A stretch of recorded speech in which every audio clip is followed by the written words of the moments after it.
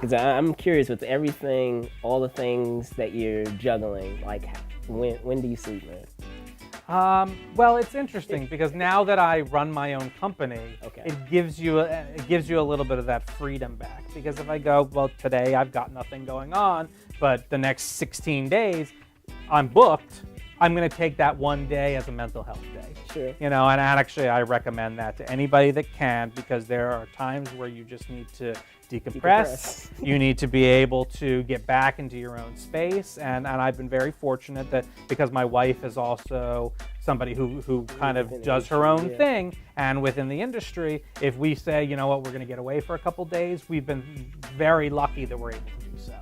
And so for me, that opportunity to recharge my battery has always helped me be able to get through the tough times. I guess I did a couple overnights in college because you're kind of forced to. That whole, oh, well, I decided not to write that paper, so I'll stay up for 48 hours and get that done.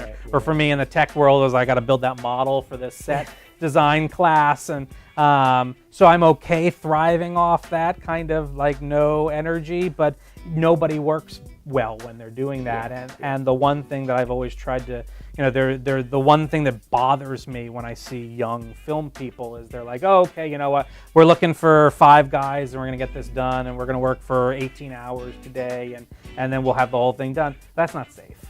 There's no smart thinking that happens once you've got a lot of people and equipment and things that can break and things that are trip hazards when people that have been up for that long. And so, the one thing that we've tried to do is safety first, obviously, but let's make sure the hours are in check. Let's make sure that our crews, we're not shooting anything that's longer than a 12-hour day. If we can help it, it's not going to be a 12-hour day, but the time off in between shooting days, we're not union, but we always look to the union for those kind of guidelines of how they structure things, how they structure shoot days, because having a crew that's actually rested and on the top of their game every morning is so much better than trying to push through and stuff gets lazy, it gets sloppy. And one of the stories I always tell is we did a 48-hour film, I guess 2 years ago, through the 48-hour film festival. Sure. And it was an interesting experience because I'd never done something like that before.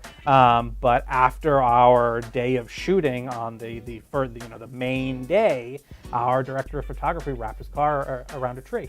And he walked away from the accident. The car was totaled. It was, after 18, 20 hours probably, and he was going home to get a couple hours of sleep while they edited. And I mean, it was one of those like, we cannot be doing this. And it was one of the reasons why I will never do that project again, because if I want to go make a film in 48 hours, I'll just go make a film in 48 hours, but I'll go shoot it and I'll take 2 weeks to do it, as opposed to doing it in 48. And I totally get the part of the project, and you know what, if you're going to do that, then make sure everybody's staying in one place and don't get behind the wheel. But that was a very eye-opening experience too. You know what, you think you're okay to get behind the wheel, but you are so tired and so delirious.